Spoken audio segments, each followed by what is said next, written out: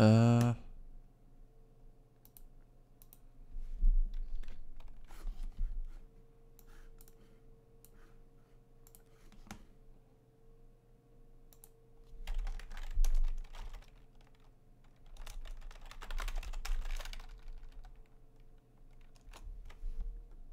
We've all heard the jokes.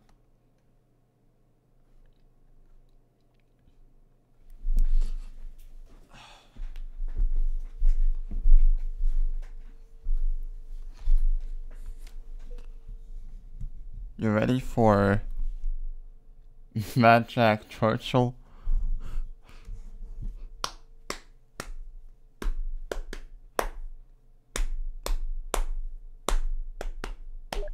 Okay, cool.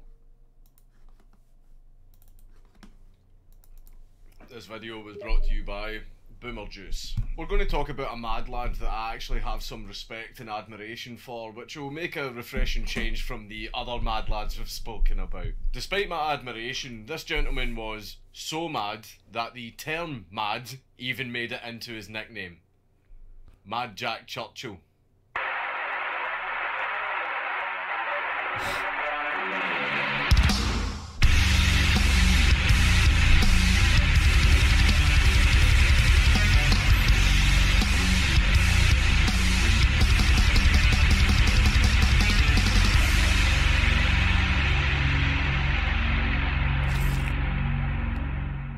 John Malcolm Thorpe Fleming Churchill was born in Sri Lanka in 1906, and in his youth his family moved around to many places, ranging from England to Hong Kong. He was educated at the Isle of Man King William's College and then graduated from the Royal Military College of Sandhurst. He was then deployed in Burma with the Manchester Regiment, and he spent his free time motorcycling around Burma.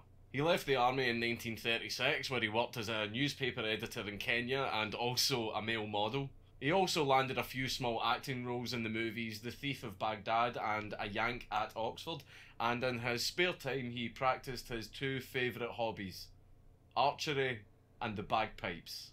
He became so good at bagpipes and archery that he came second place in the 1938 Aldershot Tattoo piping competition and even represented Britain at the World Archery Championships the very next year. Wow. This sounds very straightforward. It's just a tale of a military man travelling the world and indulging in his hobbies, and you might be asking yourself, what is so mad about this guy? Well, the madness was sleeping within him, waiting to be awoken by a certain event, and that certain event took place on the 3rd of September 1939.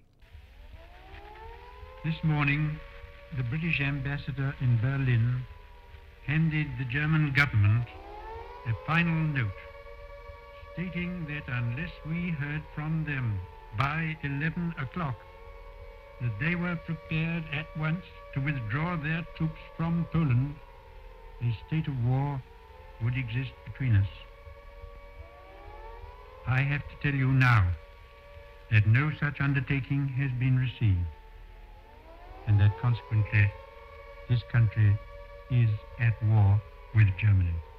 Churchill went straight back into the army with Manchester Regiment and was deployed to France with the British Expeditionary Force. And when Churchill was deployed, he had three primary pieces of equipment: his basket-hilted longsword, his bow and arrows, and his bagpipes. What? By a sword, well, Jack is quoted as saying, "Any officer who goes into action without his sword is improperly dressed." While in France, Churchill and his men ambushed a German patrol, and to signal the beginning of the attack, Churchill raised his sword in the air. Churchill, during the battle, was also able to kill a German soldier by hitting him in the neck with a barbed arrow. Can you imagine how angry that German soldier must have been? He's sitting there armed with machine guns, rifles, and what was at the time advanced weaponry. And then he gets popped off by some bagpipe playing maniac with a weapon that some historians believe has been around for about 64,000 years. That's just embarrassing. During the Battle of Dunkirk, Mad Jack was shot in the neck by a German machine gun, and he also managed to save a wounded British officer from a German ambush, and for this, Mad Jack received the Military Cross for bravery. After the evacuation of Dunkirk, Mad Jack volunteered for the Commandos. He became second in command of 3 Commando and took part in a mission to raid a German garrison in Norway.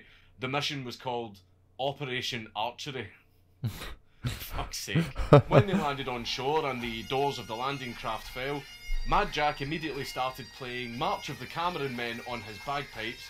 He then threw a grenade and charged at the enemy line with his sword. The German garrison fell and German soldiers and the artillery batteries were captured, and for this Mad Jack received his second military cross. This is an unconfirmed rumour, but apparently the newly captured German POWs, when they were questioned as Oh, okay, you're still here. You went to fly for a moment. to why their machine gunners didn't shoot this raving lunatic charging up the beach with a sword, they said that they thought he was mentally unwell and didn't shoot him out of pity. I don't know if that's true though, because it kind of shows the Nazis showing compassion. He was then deployed to Italy, where he was the commanding officer of 2 Commando, and they made landings at both Salerno and Catania, and on both occasions Mad Jack started playing his bagpipes and charged the enemy with his sword. The whole objective was to destroy German observation posts and artillery posts in the cities of Pigoletti and Salerno, and despite being massively outnumbered, Mad Jack deployed a very clever tactic. He would spread out his men as evenly as he could around the German encampments, and then at night he would get them all at once to fire at the German encampment while screaming "Commando" at the top of their lungs. Mad Jack doesn't really do stealth missions, but this tricked the Germans into thinking that they were facing a much larger force than they actually were, so the Germans shit themselves and surrendered. This resulted in the 50 men of 2 Commando capturing 136 German prisoners, and Mad Jack received a Distinguished Service Order. During this mission, Mad Jack actually lost his sword in hand-to-hand combat, so he was going back into the city so that he could retrieve his sword. While he was travelling there, he bumped into an American patrol who were actually heading in the wrong way towards enemy lines. When Mad Jack told them they were going the wrong way, they refused to listen and they were going to carry on regardless. Mad Jack then said he was going his own way, and he said to them, "I'm not coming back a bloody third time." That's extremely British. Then Mad Jack and the Commandos were deployed to Yugoslavia, where they teamed up with local partisans so that they could attack German positions on the island of Brac in the Adriatic Sea. However, while assaulting Point 622, the partisans and the Commandos suffered heavy casualties, and ultimately it ended up with Mad Jack alone, with no ammo, and surrounded by Germans. But instead of trying to run or hide, Mad Jack started playing "Will Ye No Come Back Again" on his bagpipes. Mad Jack was then knocked unconscious by a grenade, captured by the Germans and flown to Berlin for interrogation because they thought, due to his last name, he was a relative of Winston Churchill, and he was then transferred to Sachsenhausen concentration camp. Mad Jack and an RAF officer managed to squeeze under the wire of the camp and escape, and they were trying to make their way to the Baltic coast. However, they were captured again by the Germans on the way there. Mad Jack was then transferred to a new camp in Austria, but there's 2 different versions of the story as to how he escaped from this second camp. One story says that one night in the camp all of the lights failed, so Mad Jack used the cover of darkness to just squeeze under the wire again. But another version of the story is apparently while he was being transferred by the German army with other prisoners, the prisoners told the German officer that the SS were going to execute them. The German officer apparently asked the SS, "Are you going to execute these prisoners?" The SS officer said yes, and then the German officer apparently refused to hand the prisoners over for their safety, and the SS, apparently realising that they were outnumbered by the German army, backed off and left. And then after that, the German army just released the prisoners. I'm really not sure if that one's true, but a part of me kind of hopes it is. Mad Jack then walked for 150 miles through the Alps, surviving on little scraps of food he could find as he went, until he eventually managed to make his way to Italy, where he bumped into an American armoured division. At that point, he was then sent back to England. The war in Europe by this point had pretty much ended, which really pissed Mad Jack off because he still had a lot of fight in him, but fortunately for Jack, the Battle of the Pacific was still raging on, so Mad Jack decided to hop on a plane to Burma so that he could join in the fight there. But do you know what happened as soon as Mad Jack arrived? On August the 6th, 1945, 2 American Super Fortress bombers arrived over the Japanese city of Hiroshima on the world's most devastating military mission. As you know, the Japanese immediately surrendered, which brought the war to an end. Mad Jack was fucking furious, and he's even quoted as saying, "If it wasn't for those damned Yanks, we could have kept the war going for another 10 years. But even though World War II had ended, Mad Jack had not seen the end of combat.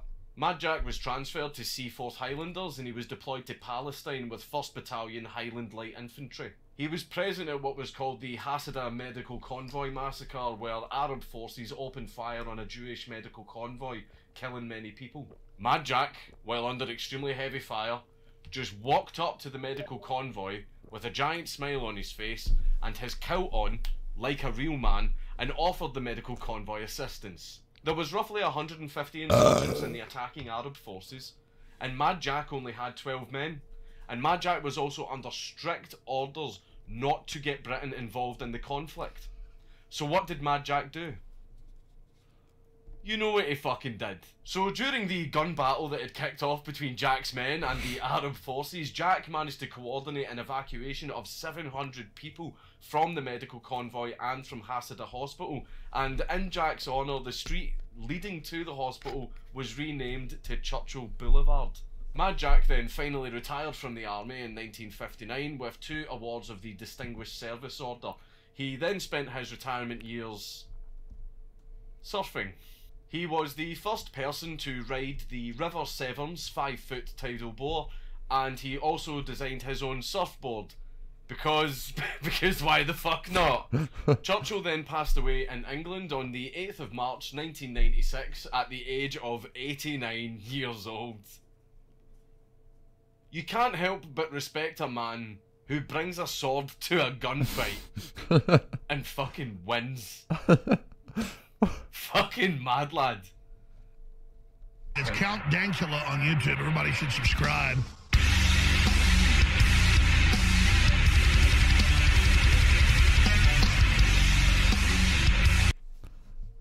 Why didn't I see him in the history books? I'd love to have learned about this in history.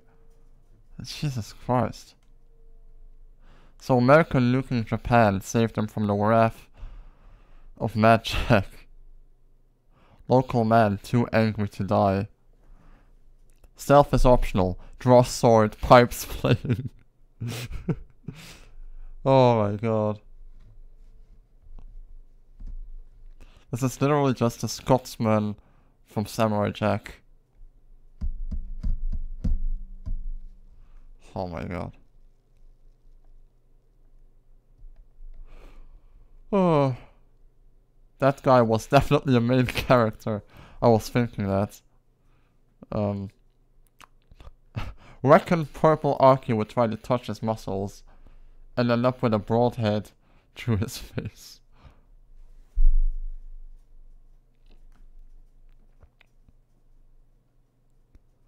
Ah. Okay. Next is the Catman of Greenock.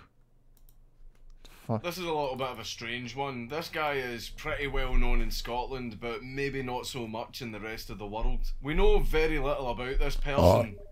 Most of the stuff we know is just from rumours or mobile phone footage. Okay. Some people believe the guy is real, some people believe the guy is just someone taking the piss, but I'll try my best to tell you everything I could find on the Catman of Greenock. Oh. Oh, he looks scary.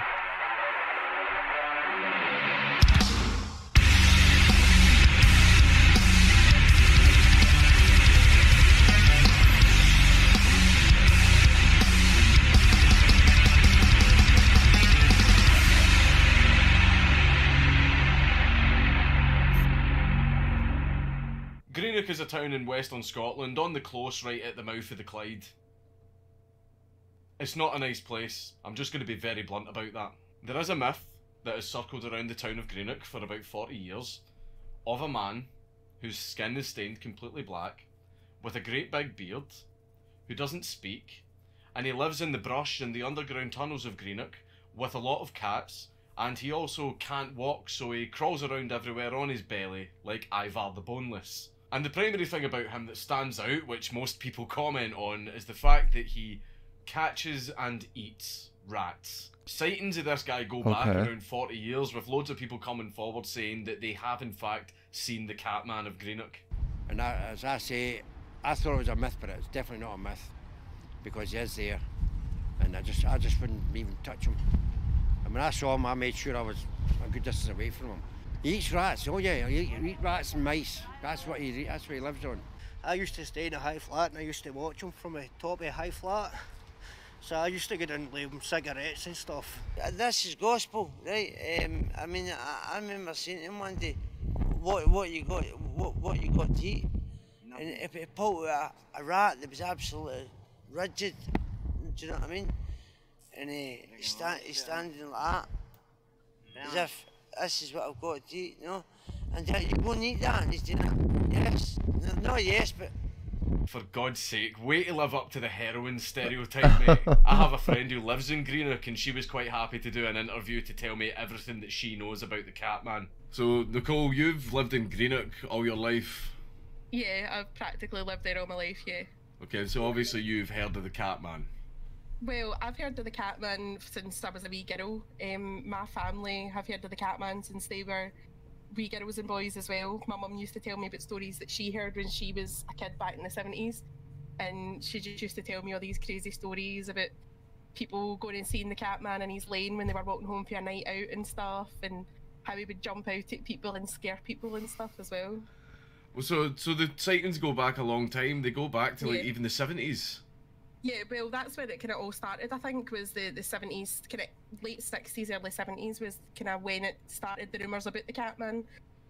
So it has been around for a very long time, probably about 40, 50 years. Fucking hell.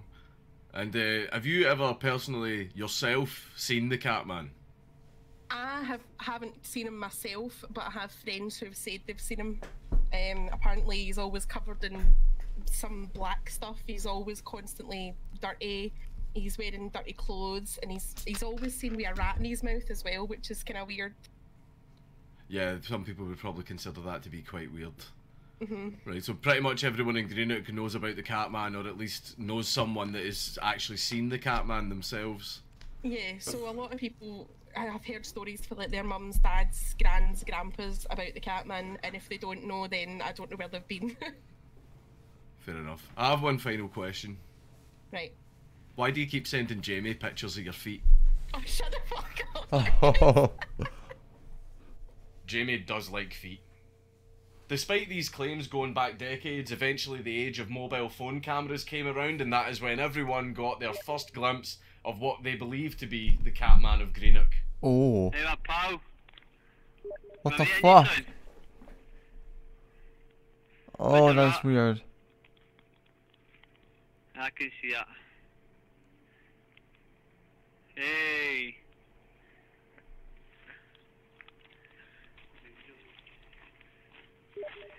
Cal, I'm not getting any food for you. I've no food. Oh. It's I'm not real. getting food for you. So we have here a man who fits the bill.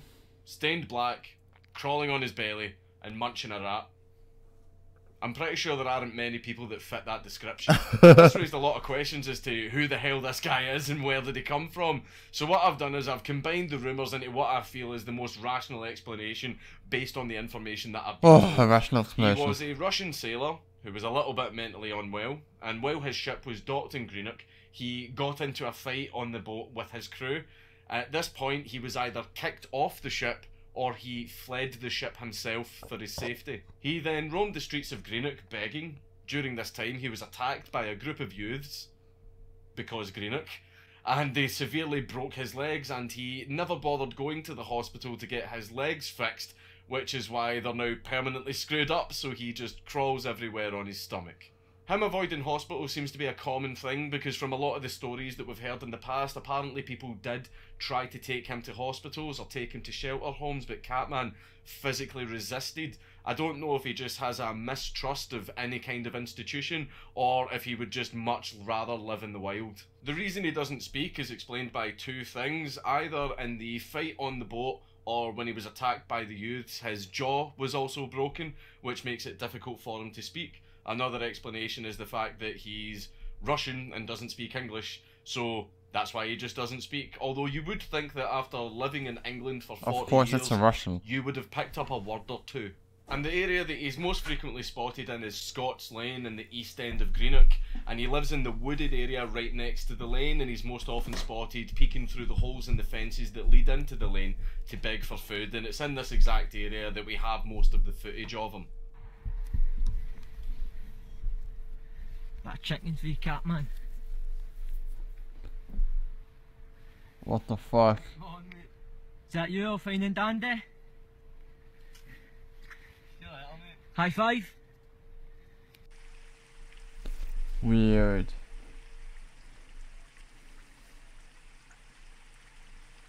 People go down the lane all the time looking for him, and on the rare occasions that they do find him, they pose for selfies with him, give him food, and even let him have a swig of their bottle of What bucky. the fuck? Now, this is where questions start to get raised. This is obviously a vulnerable adult, so why haven't the council intervened for the sake of his safety and well-being? Well, apparently when he was reported to the council investigated it themselves and they could not find anyone matching that description. But it then got to the point where the council themselves were just flat out denying the existence of this man. A lot of the people who confirmed seeing the Catman were all guys that were in their 40s and 50s, and they all said that they seen the Catman when they themselves were quite young. And then we had nothing for quite a long time, and then it's only been in the last 10 years that we've had people coming forward with footage and new sightings. So it seems that the Catman vanished for a decade or so, and then just suddenly came back, which is obviously quite strange. But I think I've got an explanation. I feel that this new Catman is a copycat. There's a few reasons why I believe this. If you look at the footage that I've showed you and compare it to these pictures, you can see it's the same guy, same facial hair, same clothes, same little mark at the top of the head. But while I was doing this video, there was a few strange things that I noticed. Firstly, he has black skin, and the only thing that really turns your skin that dry black colour, as anyone who's ever worked on a car will tell you, is engine oil. Also, look at his clothes in that blue colour. Looks like something really similar to what a mechanic would wear. And if you look at these pictures of him, he's under an awful lot of buses. Buses that aren't parked in the street. You can tell by the terrain it looks like they're parked in a yard somewhere. So the footage that you saw more recently was actually taken in the bus garages, apparently. The bus garages? Wilson's bus terminal. Wilson's buses.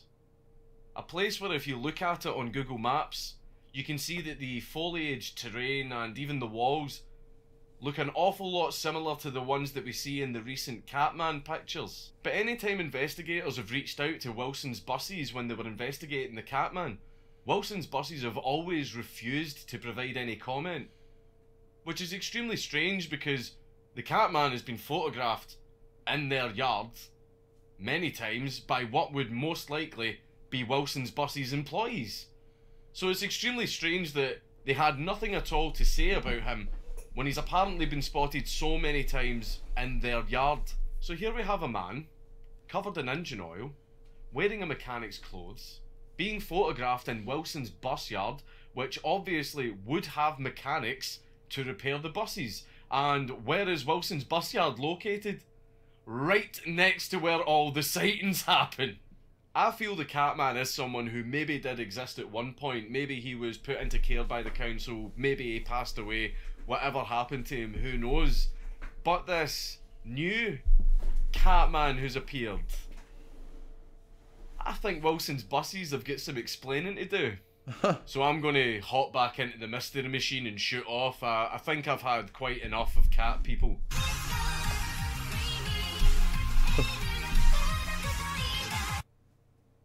Okay, maybe not all cat people. It's Count Dankula on YouTube. Everybody should subscribe.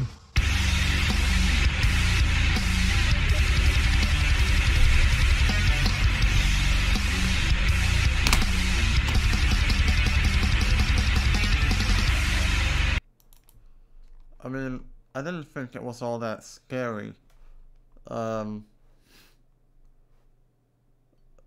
Depends if the real Catman was real, but the, you know, like the explanation of like the other sightings kind of kills it a bit, knowing that that's probably fake.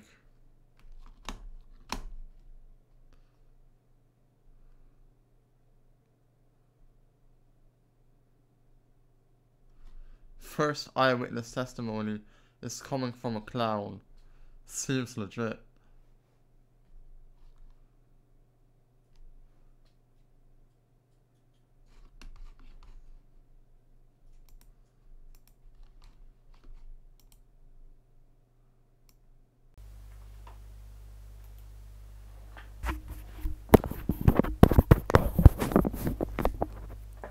I switched microphones because I'm laying down and I can't reach the real microphone. He was attacked by a group of youths because of Krulok. I'm never thanking the bus driver again.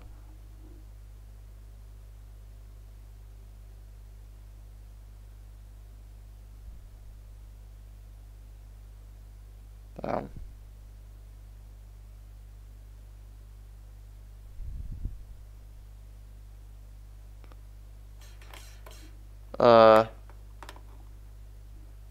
Next one is, I keep yelling, but I don't have to yell. I have the mic next to my mouth because headset. Next one is Alki Blades. What? No, Alki B8. What the fuck is that? Alki B8s? Haven't seen this one. Okay. Then it'll be interesting. Given how popular Assassin's Creed Odyssey has become, I feel it's a little bit appropriate to do a Mad Lads on one of the characters featured in the game who, despite the calm and rather flamboyant way that he acts, he has one hell of a story that definitely qualifies him for Mad Lads. Alcibiades. Alcibiades.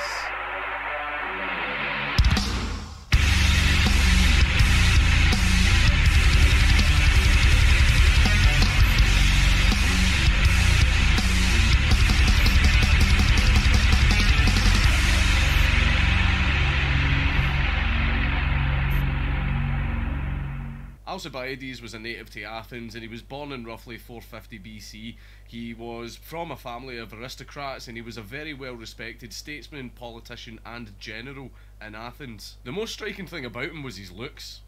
A lot of people would even go as far as to say that he was the most attractive man in all of Greece. He was a very, very pretty man. And women and men would be lining up at his door to get some of that Alcibiadic. Which he was more than happy to offer because Alcibiades was having sex with everyone. What the fuck? Everyone. Open this door or I'll kick it in! Don't mind her. She likes to watch. Look at you. Such authority. Such aggression. I can see why Pericles has taken such an interest in you. Did you come to join us? No, it's not me. It sounded like someone was in pain. Well, it can sometimes be hard to distinguish between sounds of pleasure and pain. Had I known you were going to knock, I would have left my door wide open for you. Even apparently Socrates, one of the founders of Western philosophy, was even banging Alcibiades. Apparently Socrates even wrote some works about how hot Alcibiades was. Now, dear teacher, I think you should whisk me away for our private lesson. I'm afraid I haven't had enough wine for that, Alcibiades. Then someone fill his cup. So we've laid the groundwork for who Alcibiades was. A very, very attractive and very, very influential man. Now, having a life like that might lead a man to think that he can do whatever the hell he wants. And that's just what Alcibiades did. Really? During peacetime between Sparta and Athens, Segesta and Sicily appealed to Athens for help in a conflict that was forming between them and Syracuse, a place on the opposite side of Sicily. Syracuse, however, was allied with Sparta, so a lot of intelligent people said that it would probably be best if no one got involved in the conflict so that they can avoid having an all-out war with Sparta. However, Alcibiades had a counter-proposal. Fuck all that shit. let's just build the biggest navy the world has ever seen, sail over there, and instead of helping Segesta, let's just conquer all of Sicily in the name of Athens, because fuck the consequences. And Alcibiades, with his good looks that gave him plus 99 charisma, was easily able to convince everyone to go along with this very, very bad idea. And Alcibiades, using his looks and charm to convince people into going along with very bad ideas, is something that he did a lot. Alcibiades was given command of this huge fleet that was to set sail for Sicily. However, right before the fleet was due to depart, Alcibiades did something quite strange.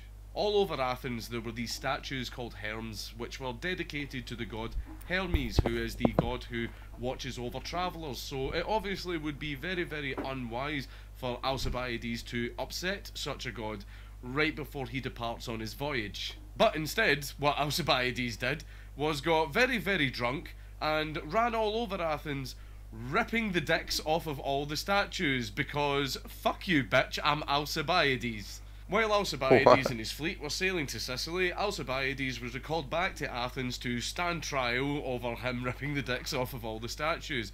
While Alcibiades was heading back to Athens, he just sort of decided, nah, fuck that, turned left and instead went straight to Sparta, where he then assisted the Spartan king and generals by handing over all of the information that he knew about Athens' military power and tactics, so that he could assist the Spartans in defeating Athens. So Alcibiades lived with the Spartans for a few years, where he was quite successful in being a personal advisor to the Spartan kings and also the generals, until a day came when the Spartan king's wife gave birth to a baby. A baby who had the same hair colour as Alcibiades, the same light skin tone as Alcibiades, the same facial structure as well. You know, come to think of it, Alcibiades, did you hear that the king's wife gave birth to a baby that looks exactly like you? Well, I guess it's time to leave. Which was wise, because the Spartan king demanded that Alcibiades be arrested, but Alcibiades had already fled to Persia by this point, where he became a direct advisor to Persian governors. This man was able to get into the highest reaches of Athenian, Spartan and Persian government just through the power of his charisma and good looks alone. But he didn't fuck anyone's wife this time. He'd learned his lesson. A small thing may very well make a huge impact. He then, from a distance, managed to sort of manipulate and twist a lot of Athenian politics so that he could swing things so that he wouldn't be in any trouble when he came back. Alright. What about the politician? He was brilliant and opposed me. A fatal combination. So he needed replacing, and I had a much dumber man perfect for the job. He always wanted to return to Athens, and when he did manage to finally come back, despite the fact that he betrayed the city to Sparta, and that he manipulated so much of the city's politics, that plus 99 charisma and good looks saw him welcomed back as a hero, and all of the charges against him were dropped. Beautiful people have it so easy. Alcibiades was then just given his old roles back as a politician in general. However, that was short-lived, because all of that came to an end when he was completely disgraced at the Battle of Notium. Alcibiades was commander of the Athenian fleet, and so Alcibiades was watching the Spartan fleet, but Alcibiades knew that they weren't strong enough to take on the Spartan fleet, because the Spartan fleet was accepting deserters, mercenaries, you name it, but the Spartan fleet was also being led by the great Spartan general, Lysander. So Alcibiades was going to leave the Athenian fleet in his ship and 2 other accompanying ships, so that he could get more funds and more soldiers for the fleet, so that they would be able to take on the Spartan fleet.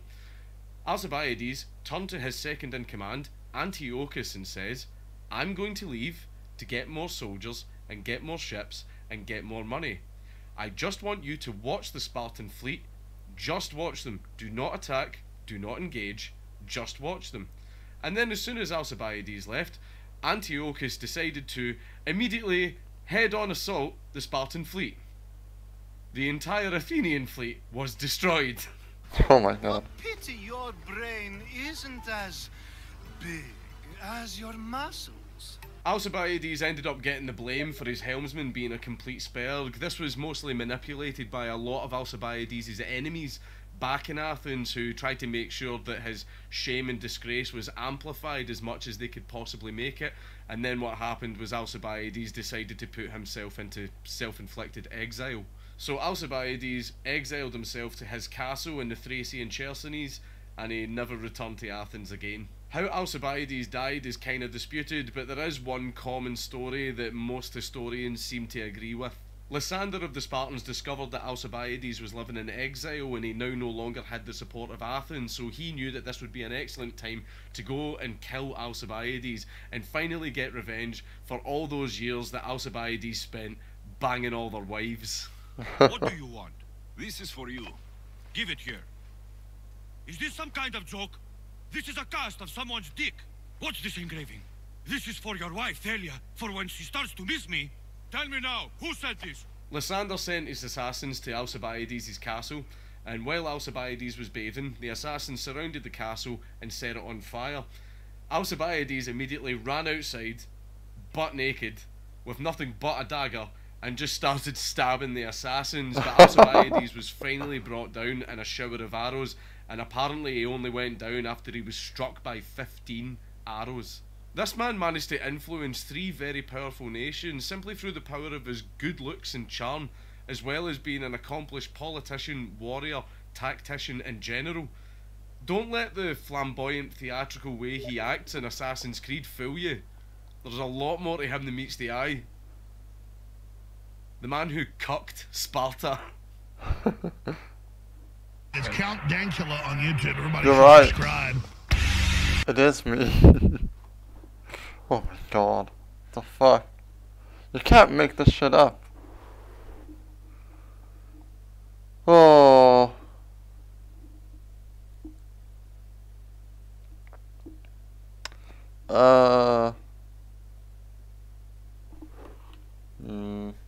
Ali.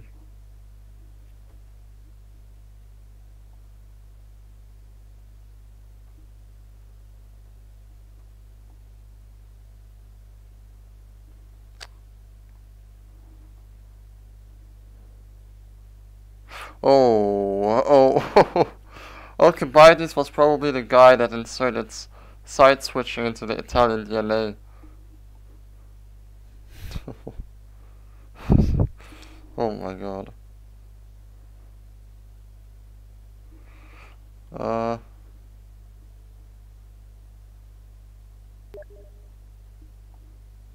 Alcibiades has the big gay. This man is an absolute Chad.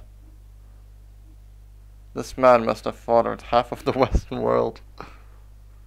Oh. New idol. Next is the what? The Bum Fights crew? Jesus. Some of you youngsters might not remember this, but something happened. This one is sad. Hang on, I'm almost falling off my chair. I'm gonna switch back to normal mic. This is probably the last one. I'm gonna go to bed.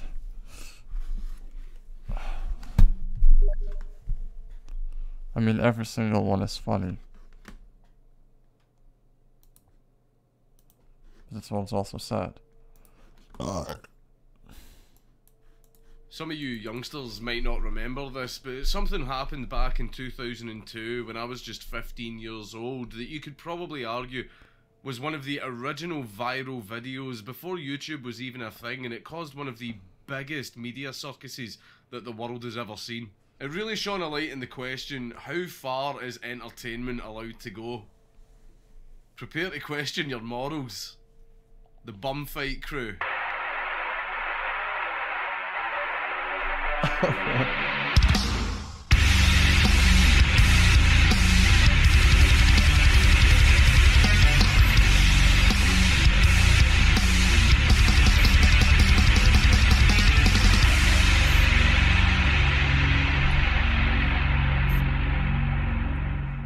A video videotape that shows homeless people fighting and engaging in extremely disturbing acts of violence is coming under fire from members of Congress. That's kind of bomb.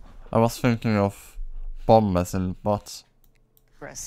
But the underground sensation known as bum fights is also a hot seller. There's a controversial new video out. So controversial. Big controversy tonight. An outrageous new video called Bum Fight. I can remember a very long time ago, back when the internet was just flourishing, back when CKY and Jackass was all the rage and it was all that we would watch, back when I used to spend all of my time skateboarding in the various skate parks around Scotland, I can remember people telling me about bum fights. I watched a few sample videos of it online, and then I ended up buying it on VHS tape.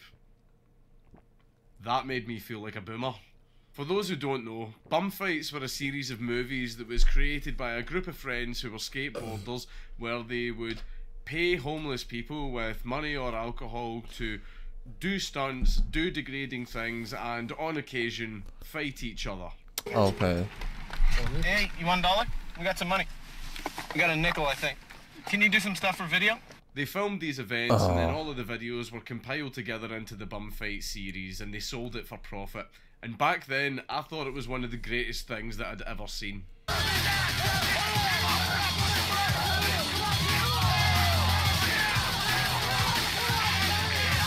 But now I'm older, and with age comes a little bit of a better moral compass. And as the years went on, I realised just how messed up these videos were, and I shouldn't be finding them funny anymore.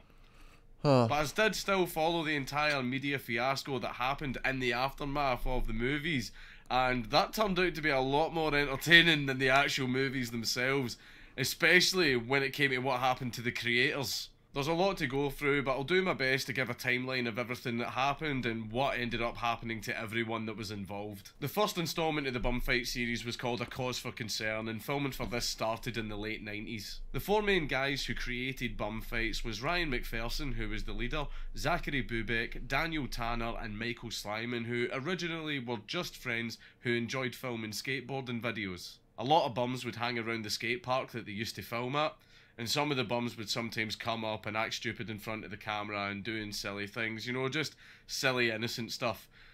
And two of the bums who were featured most in these videos were Donnie Brennan and Rufus Hanna. Current situation is this pussy here, right? I'm going to see Andrew Taylor's naked pussy today. Now, he's got a fucking fake broke leg, fucked up balls. Now, what you gonna do? Play around with your limp dick all day, your broken pussy leg? It would then get to the point where the skaters would encourage the bums to do things for the camera, and the things they were encouraging the bums to do would start to get a little bit more and more extreme. And at this point as well, Ryan McPherson was filming a lot of the fights that were happening at his high school, and it was at this point that the lads started moving away from filming skateboarding videos to filming stuff that was a little bit more horrible. I wouldn't have minded it making just a little bit of money, you know what I mean? Like enough for us to make another one and another one, like nothing ridiculous. But I mean, whatever, like it did what it did and you can't stop it from selling. The footage ranged an awful lot in its severity. Sometimes it would be basic Jackass stuff like the bums running into objects or getting pushed in shopping trolleys.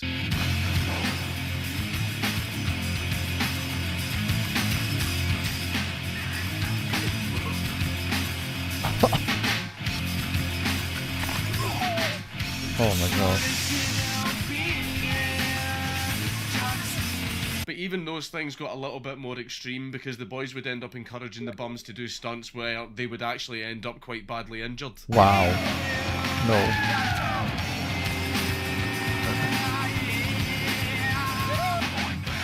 And in some cases non-consensual stuff like setting a bum's hair on fire when he wasn't looking. Dude, where did you get that pimp-ass hat?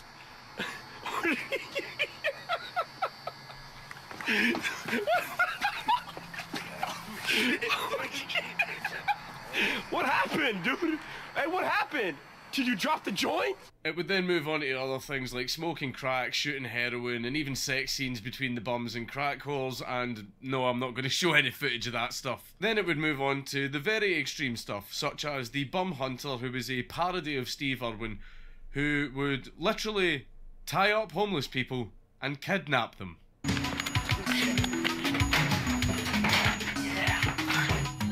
What?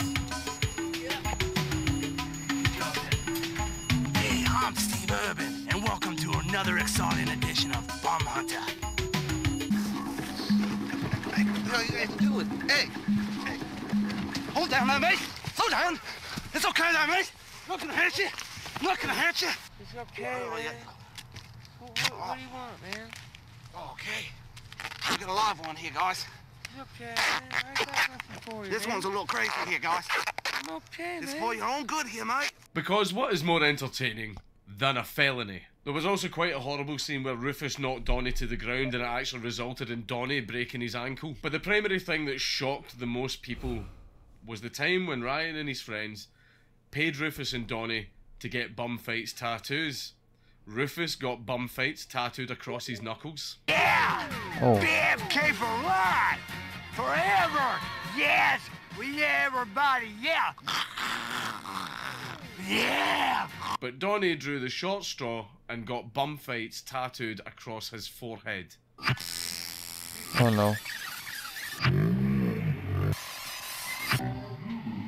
Tattooed across their forehead. Now that to me is like being maimed for life. Brett. So, I mean, how do you justify that? It is like eye-opening as it is. It was very simple. Like, he wanted to get a tattoo on his forehead. Now, no one believes that, you know what I mean? But look again, did we go to jail? Did we get charged with a felony? No, because he was completely legal, you know? Like, the guy opted to get this tattooed on his forehead. All of the footage was compiled into the first movie, which was Nick called Bum Hunter, Fights: A wow. Cause for Concern, and it was released No. in 2002 under the production company that Ryan created himself called Indecline. You could purchase it from their website, and there were some places where you could even buy it in stores. Before the launch, they knew they would need some help in getting the project off the ground, so at this point, Ryan McPherson formed a partnership with financial backer and marketing expert Ty Beeson. Ty became the media guy. He would do all of the TV interviews and the marketing for the Bum Fights franchise. And joining us now from Las Vegas is one of the creators of Bum Fights, Ty Beeson. Ty, thanks for being with us. Ty, why are you doing this project? Ty did do some sketchy stuff himself, but we can get into that later. So Bum Fights launched and became extremely popular, and the media circus was absolutely insane. The guys made millions. They made a lot of money from this movie, Wow. as well as getting absolute condemnation and disgust from the public and the media. But despite this, Bum Fights just got more and more popular and the money just kept rolling in. All this did was pave the way for the second installment of the Bum Fights franchise. So in 2003, Bum Fights 2 was launched. But Ryan McPherson now had absolutely no part in its creation, despite the fact the movie contained some of the footage that he and his friends had filmed. Because Ty Beeson basically managed to scam the copyright of Bum Fights from Ryan and just stole the entire project from him. 10 days from then, we were inside of a house getting cut out of the venture because we couldn't take it anymore. They weren't going to pay us our money. They were just completely destroying the relationship and the business. So Ty was now in charge of the second installment, which had a lot of the same type of content as well as a few new additions. They had scenes where they would pull up to bums and tell them they were cops, where they would then tie them up and just leave them there. Get your goddamn fucking hands up! Hands up! This is a no bum zone. Do you understand? Tickets? A no bum zone. Fuck out of here. Or throw them into dumpsters.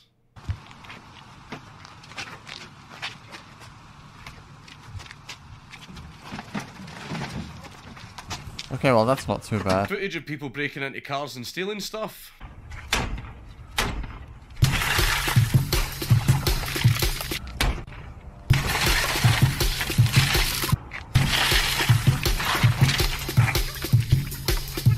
And even footage of guys just straight up mugging a woman for her handbag.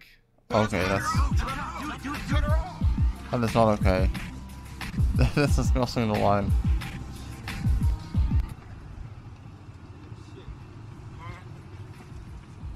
Fuck in the car. Go, go. Fuck in me. Oh, we're gonna get fucking bugged. Oh, okay, we're so we're gonna get. Oh. And it featured even more footage of Donnie and Rufus, but that was footage that Ryan had already filmed, because Donnie and Rufus didn't have anything to do with making the second one either. and there's a reason for that, which I'll get into later. As well as the very famous diving for crack scene, where they put crack at the bottom of a swimming pool and got crackheads to dive for it. And we going up in this water and we going to get these crack rocks. And whoever gets the most crack rocks is going to be the winner. Very cool game. Again, this video proved to be very popular and the media circus kicked off again, but that's when everyone decided they can't keep getting away with it. And so everyone got arrested. Even Ryan, who had no part in the project at all anymore, he got arrested too. Co-defendant Ryan McPherson by his side, 21-year-old Daniel... The trial lasted a week. Ryan McPherson and his friends were acquitted on the felony charges, but found guilty of a misdemeanor charge, promoting an illegal prize fight. They were sentenced to 280 hours of community service, working with the homeless, and banned from associating with each other or street people for 3 years. Working with the homeless. Didn't actually complete their community service, and so they get sentenced to 6 months in prison. Which, considering some of the stuff that they'd done, I'm actually so shocked that these guys only got 6 months. Rufus and Donnie also ended up filing a civil suit against the Bumfights creators, and they ended up settling out of court for 300 grand. There were 2 more Bumfight movies released after this, but after the arrests, these versions were a lot more toned down and a lot more moderate. They were pretty much shadows of what the former Bumfight movies used to be like, so these ones were nowhere near as popular. As a result of the Bumfight series, there were copycats. Basically, people that wanted to do their own version of Bumfights. No. Just like there was copycats to Jackass and people were seriously injuring themselves, people wanted to start their own Bumfight crew. And a lot of these ended very badly. One group from America was called the 311 Boys. What? That's a really gay name. And what they used to do was lure people out to parties with the sole intention of beating the living daylights out of them while their friends filmed it. One night they were chasing another group of boys, and the 311 boys got into their car so that they could chase them down the street. The other group of boys got into their own car so that they could try and escape. When the 311 boys caught up to them, the leader leaned out of the window and threw a gigantic rock through the other car's windshield. We've got another surgery coming up that will probably be in June, because it is going to be quite an extensive one. And we're hoping the last one. I mean, we always hope for the last one. Luckily, he recovered, but he's permanently scarred and he's lost the vision in his eye. And the 311 boys themselves were then arrested. Of the numerous trials in progress concerning the 311 boys, the most serious is for attempted murder, being faced by alleged gang leader Stephen Gaisley. And then that was the end of those losers, but unfortunately, there was an even worse incident committed by copycats in Australia. Back in 2004, 4 Australian teenagers approached a local homeless man that they knew called Arthur Burrows and tried to get him to appear in their videos. When Arthur refused, they decided to set the shelter he had built for himself on fire with him inside it, and they recorded the whole thing and then went home to watch the footage.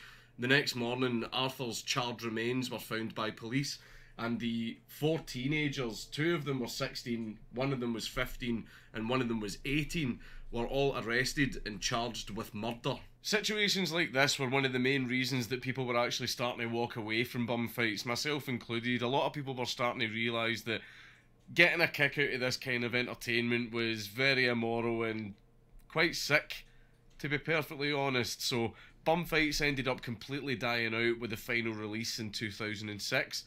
But even at that, since then, it has remained a cult phenomenon ever since, even though it's banned in many countries. This is where we move on to the Where Are They Now section, and it's been well over a decade since all these events went down, so I was pretty interested to see where everybody involved ended up. Ryan McPherson, the original creator of Bum Fights, once he got out of prison, he moved out of San Diego to Las Vegas, where he still operates Indecline Productions, and they make things like documentaries and short films. A video of him talking about Bum Fights surfaced, and it does kind of seem like he regrets what he did. There was really nothing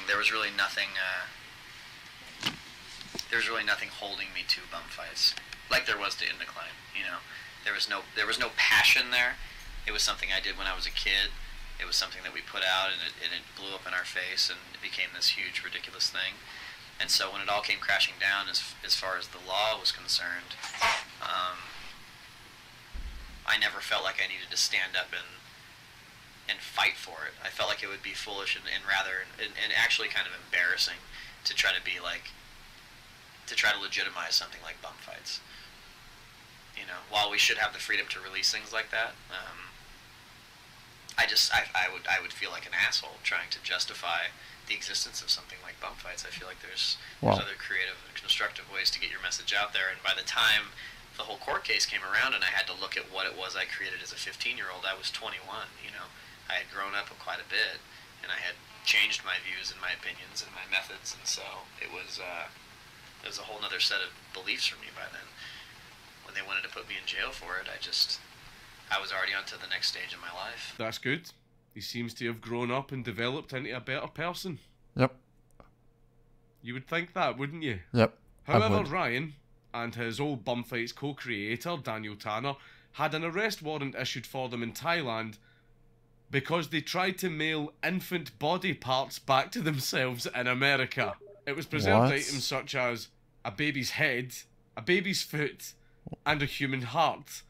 And there was also CCTV footage which showed Ryan and Daniel at the medical museum that these items were stolen from. Now, Thai police couldn't prove that they actually stole the items because the footage didn't show that, but they had them banged to rights for trying to mail the stuff back to themselves in the US. Ryan and Daniel managed to sneak out of Thailand into Cambodia, where they then managed to travel back to the US. Since then, the only really noteworthy thing that Ryan and Indecline Productions has done is created a public art exhibition called The Emperor Has No Balls in protest of Trump, and now and again he still makes a new video and uploads it to his Indecline YouTube channel. The bum hunter, whose real name is Todd Richard Lewis, became pretty unheard of after the Bum Fight series, and not a lot is known about him. However, he did actually try to run for governor of California in 2003. You'll be surprised to hear he lost. He did, however, go on to work on a show called Juiced, where he worked with O.J. Simpson, of all people, to play pranks on the public. Donnie, for years after the Bum Fights videos, actually remained homeless, and he did do a small interview shortly after the Bum Fight stuff went down. I ain't got a penny in my pocket. $200 at that time, a lot of money. So, I went and I did it.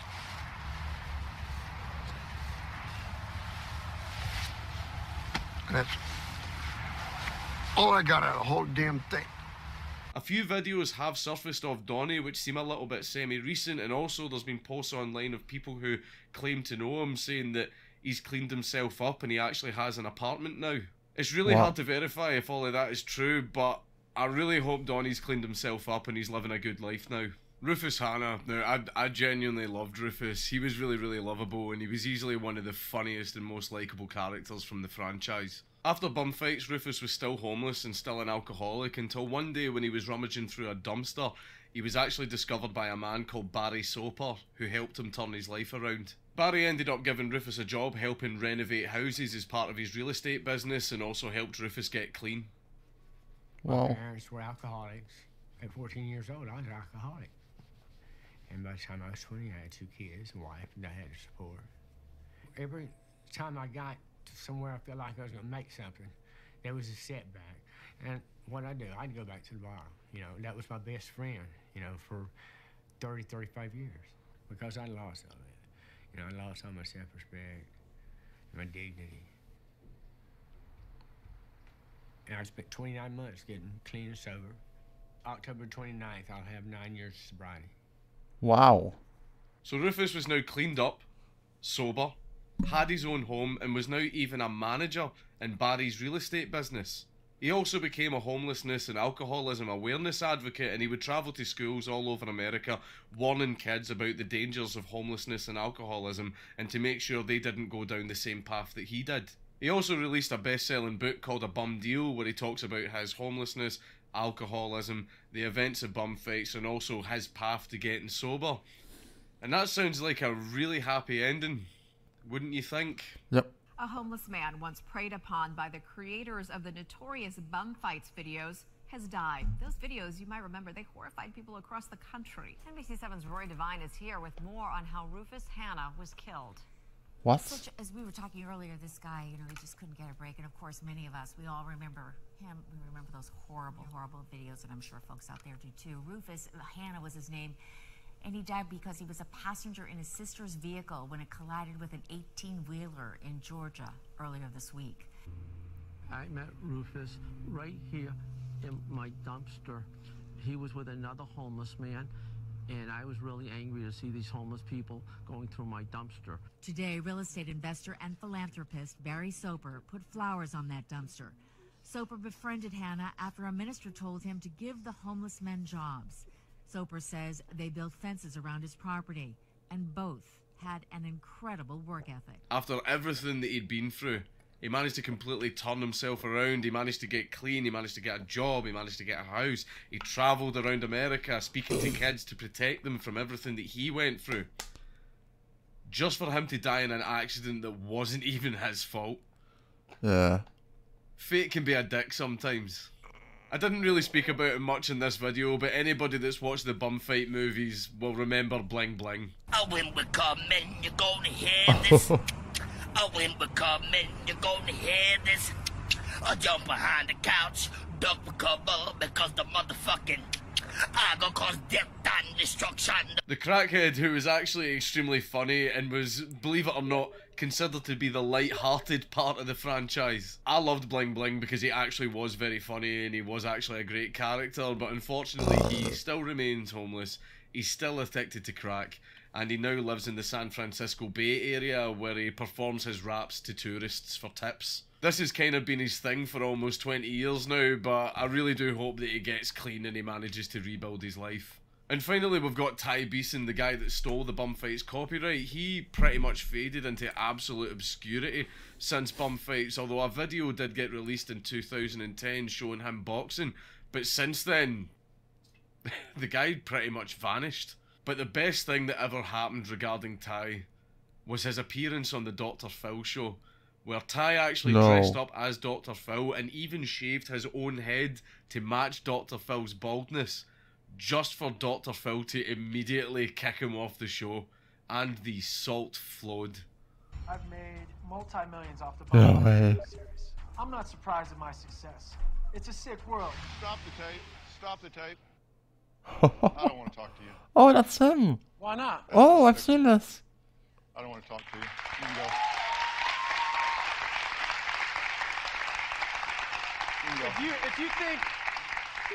If you think I exploit people, every time you bring a guest on this show, you exploit them and spread whatever problems they have to the whole world. You think that's helping them? Yeah, keep telling yourself that. You can go. You know what? Who do you think you are, huh? Bye. Come on. Huh? No, I'm not finished talking to you. Yeah, you are. No, I'm not. Yeah, you are. No, I'm not. Yeah, you are. Let's go.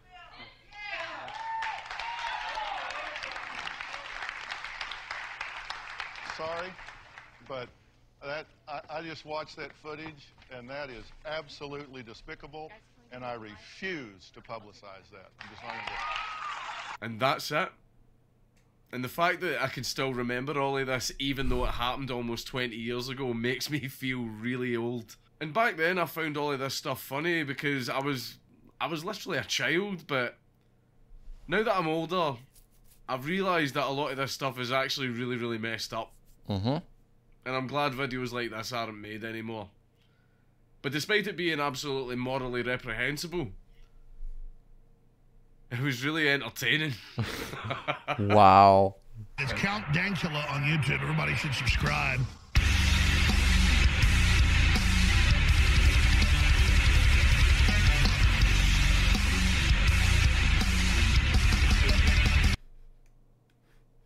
Oh my god.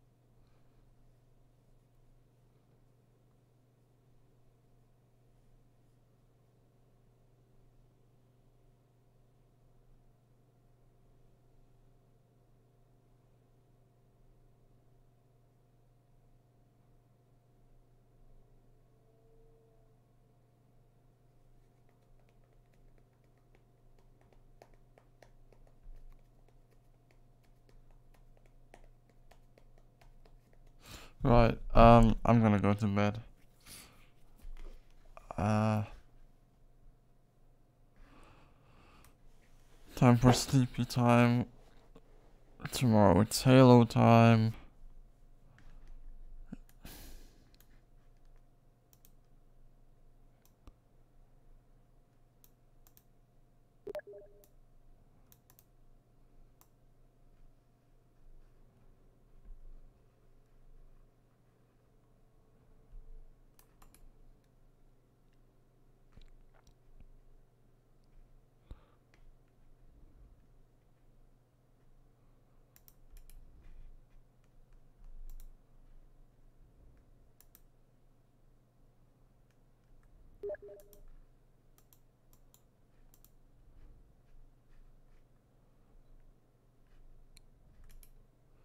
Why did you write a C?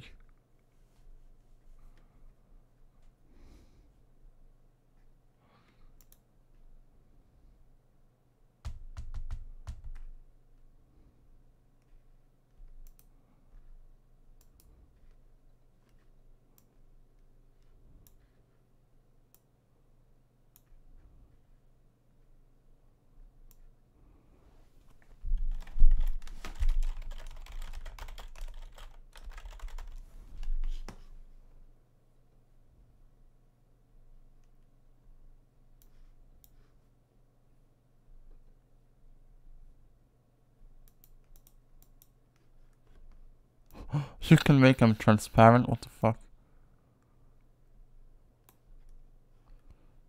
What? How does this even work? That's weird.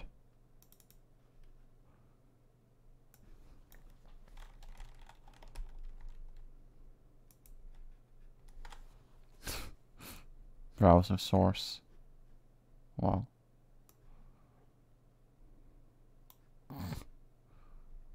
Jesus.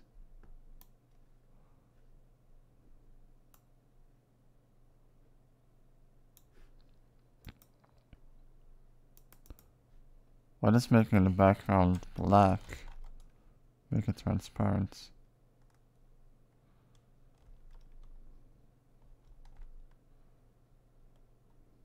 Oh no, it does make the background transparent. Oh, what the fuck. That's interesting. So any website you put in here is gonna be transparent.